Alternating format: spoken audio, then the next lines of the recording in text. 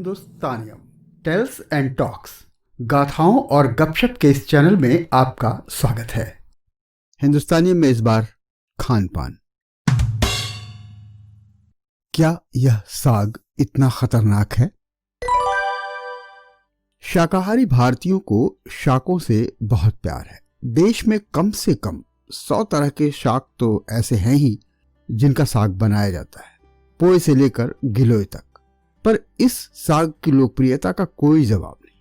पंजाब, पंजाबियों और पंजाबियत की तो यह पहचान है। सर्दियों में तो इस साग का जबरदस्त क्रेज है। कम से कम उत्तरी भारत में तो करोड़ों लोग खाते हैं, बहुत चाव से खाते हैं। तमाम होटल, रेस्टोरेंट, ढाबों में तो इसे बाकायदा अपनी खासियत बताकर परोसा जाता है।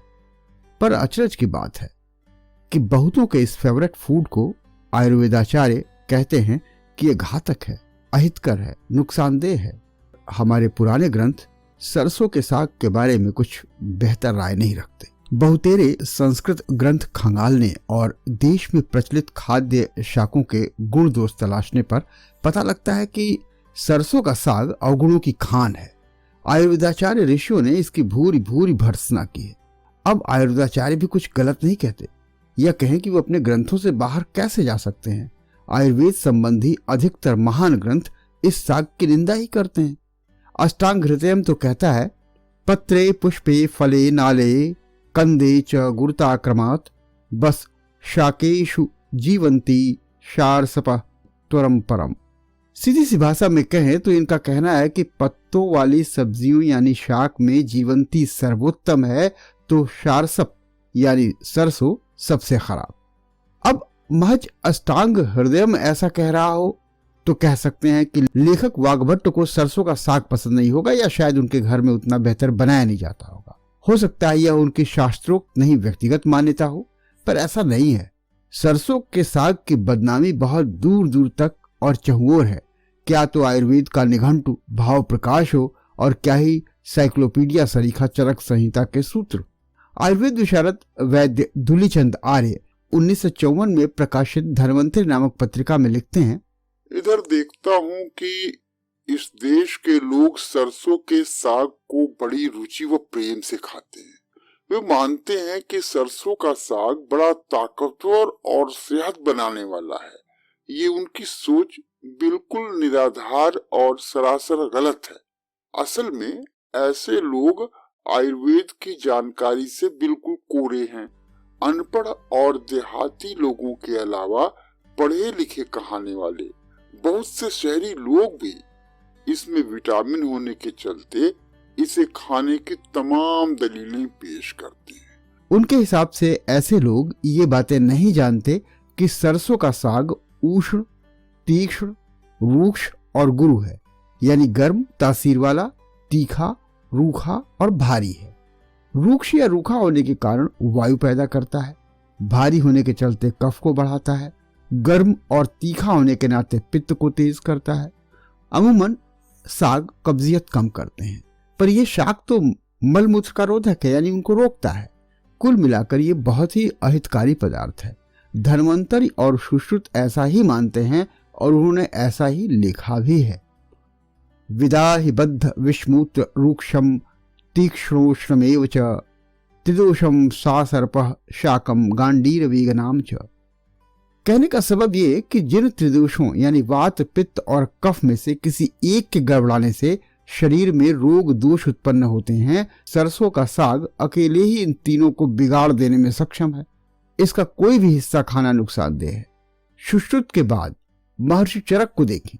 उन्होंने अहितकर द्रव्यों के बारे में उपदेश देते हुए अपनी संहिता के एक सूत्र में कहा है कि वर्षानादीय मुदकामानामाय औषधम लवणानाम सशर्प शाकम शाकानाम गौमांस मृगमांसानाम, यानी जलों में वर्षा के दिनों में नदी का जल, लवणों या नमक में ऊसर भूमि से मिला हुआ नमक, शाकों में सरसों का साग और पशुओं के मांस में गौ मांस का त्याग कर देना चाहिए। आगे बढ़ने से पहले आपसे रिक्वेस्ट है कि प्लीज अपने इस चैनल को सब्सक्राइब कर लें, ताकि हमारी हर अपडेट पहुंचे सबसे पहले आप तक। भाव प्रकाश आयुर्वेद का बहुत ही महत्वपूर्ण ग्रंथ है। अन्य महत्वपूर्ण बातों के अलावा इसमें तमाम फल, सब्जियां, अनाज और मसालों के गुण दोष बताए गए हैं। यह इसमें कहा गया है, शिम्बी ग्रीष्मोर्तलेश्वरो परम त्यजत फलेषु लकुचन साके सार सपम न हितम मतम गोमांस ग्रामम मांसेषु न हितम महिषी वसा मेषी पयः कुसुम्भस्य तेरत्यजंत फाणिताम। मतलब ये कि शिम्बी यानी सेम तथा धान्यों में उड़द ग्रीष्म ऋतु में अहितकर है, लवणों में पंगा त्यागने के योग्य है और फलों में बड़हल, शाकों में सरसों का साग नुकसानदायक है और पशुओं के मांस में गोमांस और भैंस की चर्बी त्याज्य है, जबकि भेड़ी का दूध, कुसुम्ब का तेल और ईख की वस्तुओं में यानी गन्ने की वस्तुओं में फाणित यानी राब या शीरा आदि नुकसानदेह है। अब इन विद्वानों और वैद्य विशारदों की माने तो सरसों के साग से न सिर्फ तौबा कर लेनी चाहिए बल्कि दूसरों को भी सचेत और सावधान कर देना चाहिए कि बच के रहना रे बाबा। लेकिन अभी रुकिए अभी कहानी में ट्विस्ट है। मॉडर्न मेडिकल साइंस कहता है कि सरसों के साग का मैग्नीशियम और विटामिन सी अस्थमा के रोगियों के लिए फायदेमंद है और इसके फाइटोन्यूट्रिएंट्स मोटापे और मधुमेह को रोकते हैं। विटामिन के, विटामिन ए और विटामिन ई से यह भरपूर है जिससे एंटीऑक्सीडेंट का लाभ मिलता है। यह विषाक्त पदार्थों को शरीर के बाहर कर देता है। इसका ओमेगा 3 फैटी एसिड तो कमाल का काम करता है। सरसों का साग गर्भवती महिलाओं के लिए भी बहुत लाभप्रद है। इसका कैल्शियम और पोटेशियम हड्डियों के साथ हृदय के लिए भी गुणकारी है। इसका फाइबर पाचन को दुरुस्त करता है और इसके कुछ तत्व चमड़ी को चमकदार बनाते हैं। और तो और कहते हैं कि यह कैंसर को भी दूर रखता है और मानसिक क्षमता को भी मजबूत करता है। सबसे बड़ी बात कि इस कोरोना काल में यह फेफड़ों की देखभाल भी बहुत बढ़िया से करता है। अब हो गए ना आप कंफ्यूज? असल में भ्रम की बात तो है, पर आपको सरसों का साग और मक्के की रोटी पसंद है और वह भी गुड़ और मक्खन के साथ। अगर आप स्वस्थ हैं तो खाइए बिंदास, बस संतुलन बनाकर, अति न करें। आयुर्वेद में भी इसे बस अहितकर माना गया है, घातक और खलनायक नहीं।